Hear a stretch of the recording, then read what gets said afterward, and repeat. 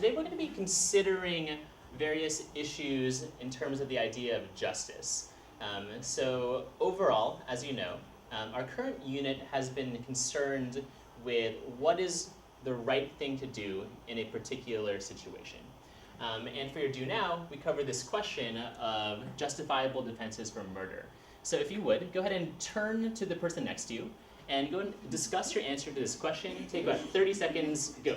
There people who really can't control how they feel, and they can force those strong emotions, and then try to find reasons that aren't really good reasons to start learning. So what did you discuss in your group conversation about whether insanity or strong emotion is a justifiable defense for murder?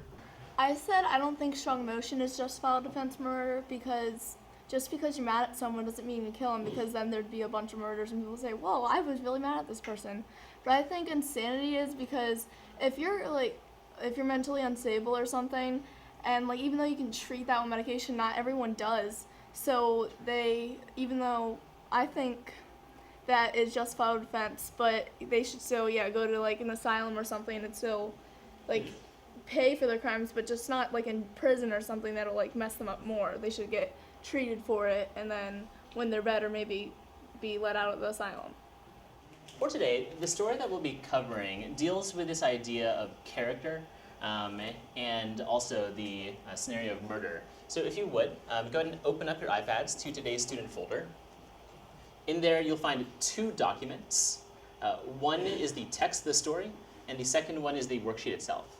Go ahead and just copy the objective from the board onto that box below. So the overall objective today is to think about how can understanding character help us make an argument about the nature of justice in the story Lamb to the Slaughter. This lesson relates to a larger unit overall on the idea of justice, in which we tackled some larger issues about what is the right thing to do in particular situations and how do we figure out what that right thing to do is. Further, if you'll scroll down below, you'll find that there's a section on vocabulary. There are three major terms that we'll be going over today. So the first one is placid. And can someone just read the sample sentence for us, please? The ocean seemed calm, and you said placid or placid? Placid. The ocean seemed calm and placid on the surface, but we knew that dangerous currents were running underneath. Now turn to the person next to you. What's your best guess for what the word placid means? Go ahead and talk to them now. Go.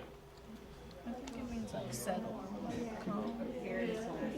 Yeah, I think it means maybe dormant or underlying.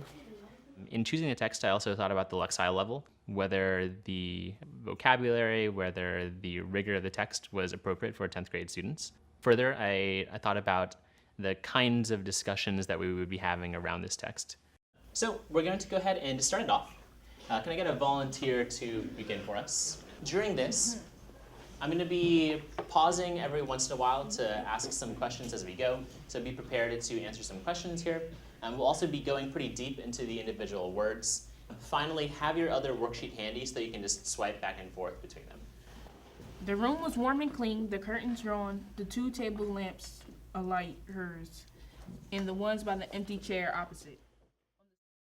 I'd like you just to think about these first couple of paragraphs and think about what kind of person does Mary Maloney seem to be based on these first few paragraphs. Think about it for about 10 seconds. Look for specific clues in the paragraph. She's like a stay-at-home mom, basically, except without children. Well, she has one on the way. Yeah. She's a homemaker. She's a homemaker? Yeah, she's really nice. So what did your group discuss? What kind of person does Mary Maloney seem to be? Well, when our group read it, we thought that she was like a happy newlywed, and she was excited that she was pregnant and she was married, and then she just was waiting for her husband to come home, but she wasn't like, oh my gosh, I wish he would come home. She just was excited because each minute that went by was like he was going to be home closer, I guess. With that knowledge now, I want us to revisit that first paragraph because there seems to be some kind of weird stuff going on here. So remember, we're going to be really closely reading, why did the author choose these specific details? So if you would, just read along with me as I read this first paragraph. it says, the room was warm and clean, the curtains drawn, the 2 table lamps alight, hers and the one by the empty chair opposite. On the sideboard behind her, 2 tall glasses, soda water, whiskey, fresh ice cubes in the thermos bucket. So thinking about that paragraph, now that we know more about Mary Maloney's character, how does this paragraph help sort of set that up a little bit more? So usually we know who the pronoun is about. So what is unusual about this pronoun? Nathan? She says hers and his, and we know she's talking about the husband, but we don't know who the husband is yet. Great. Nor do we know what, just in this first paragraph. We know her name, but we don't know who she is. Do we know her name in this first paragraph? Oh no, we don't. Yeah, so this is actually really weird. So the author has made a conscious choice to use the pronoun her without actually telling us who her is. So why did the author do this? So normally in a story, it would say the person's name first and then refer to her as her. In this story, it just has this random her that we don't know about, and then it tells us her name later. What effect does that have on the reader, and why did the author do that? Maybe they did it so it could draw you in more and make you want to keep going and reading. Maybe because it's trying to say because she was waiting for her husband so anxiously that she kind of forgot to say her own name. Yeah, and I like this interpretation a lot. It's like she's forgetting about herself, as Autumn is saying. It's not really about her. She's sort of living for her husband. So this is sort of an instance where you see a really small thing that an author does. He does not write the person's name and instead uses the word her. But in doing this, he makes an even broader point about what this character is all about. She's sort of all about living for her husband. Therefore, it would make sense that we don't even know her name in the first place. Common Core really pushes the level of thinking that our students are on. Just in terms of my own practice, since the beginning of Common Core, I've been much more conscious in terms of trying to really get students to think on a higher level than they have before. We're now just going to talk in our groups about this relationship between Mary and the husband.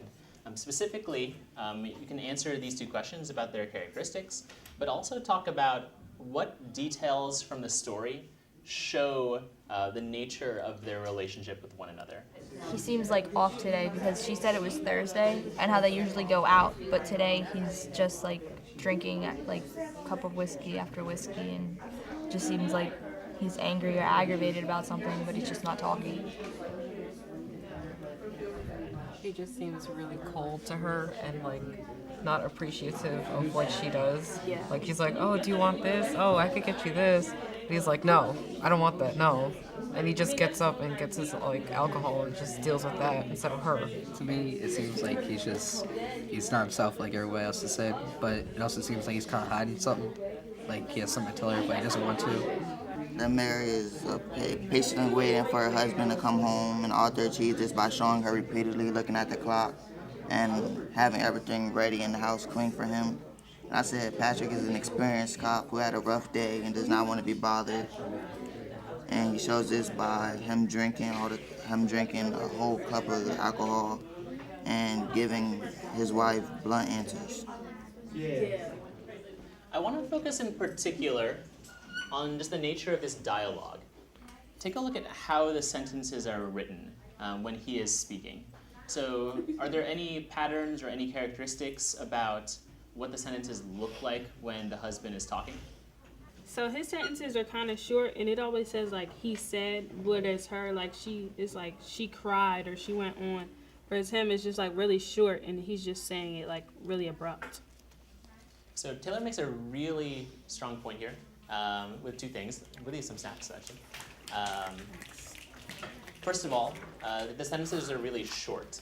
So what kind of emotion might this show if just the sentences are really short? Sabrina? It can show the type of emotion of annoyed. He's annoyed by her. He doesn't want to be bothered with her. Great. And then the fact that all of the things that he says are just introduced with he said. So if you would go through this page underline every time he talks, and notice that it just says, he said, he said, he said. And then just notice whenever she speaks, what are some examples of ways that the quotations are introduced when she speaks? Generally, doing this kind of close reading is more difficult because you're often asking students to do things that they haven't been asked to do before. In order to really approach the rigor of the Common Core, it's not just sort of about understanding the author's meaning or just like comprehending the text, but going even deeper into seeing the way that the author creates that meaning. So in the previous two paragraphs, we have an indication that a couple clues that something is important here. What are these clues that we know something is important? Because when it's written in the story, it just says, she lifted it out and looked at it. It was wrapped in paper, so she took out the paper and looked at it again. And it says, "Oh, like a lamb." It's in its own sentence, away and not in the rest of the paragraphs. It's just there by itself, so you know it's going to be important because it's singled out. So remember that we're thinking about the author's craft here. So it's not just about the story itself, but the way that the author writes it. And the author really explicitly is sort of yelling at you, this is important, because it's like one short individual paragraph of a sentence. Another clue that this is important is what? I think another clue that is important is the way that she was holding it, because she was holding it by the thin end with both of her hands, and if she was bringing it up for dinner, she would have been like really holding it and taking it upstairs and not really holding it as if to hit something or swing at. Great. And then thinking about the title, can someone make a comment here? It's a lamb to the slaughter, so it's kind of like slaughter is like kill, whatever. And it's a leg of lamb, so maybe she's going to kill him with the leg of lamb. So, important points to just be thinking about here. Like, whenever a word or a part of the title appears in the story, like indicated that something is going on. The students that I have are generally on a career and technical track, and so not all of them came in with the goal of wanting to go to college or pursuing higher education, but we just wanted to make sure that in this lessons that we teach and the academics that we do at the school, we are able to leave them with options at the end of their senior year. So, rereading that paragraph, what is sort of unusual about the ways in which it's written? Instead of ending the sentence, there's commas and semicolons. And so instead of just like, it's a long run out sentence, and it kind of shows that her thinking, it's erratic and irrational. So her mind is racing and she can't really have a straight thought, so she keeps thinking and thinking and thinking and thinking. It's almost like the author's writing as she's thinking. So she's like at the end she says, mind you, she wasn't expecting to find anything. Like she's almost reminding herself that nothing, or she's not supposed to know that her husband is dead on the floor when she gets home. We've taken a complex paragraph, one that transitions from like long run-on sentences and then suddenly goes to short sentences with lots of periods. And we've connected that to a larger point about this character. At first, she seems frantic, erratic, thinking this way, and then she calms herself down, reminds herself to sort of be reasonable, and reminds herself more rationally of what she's doing. So the broad point here is that when we're thinking about the author's purpose, like the author is really consciously using things like how he writes sentences to make a broader point. I'd like you to identify one of these places, either from something that we've talked about in this class, or something that you'd notice on your own. What is one point that the author does something in particular with his style, the way he writes his sentences, to make a point about the characters in this story? The way that Common Core is pushing us to teach really does return to what I imagine English education should be in the United States. I do think that that kind of push really does create the kind of high-level thinking that we want all students to take part in.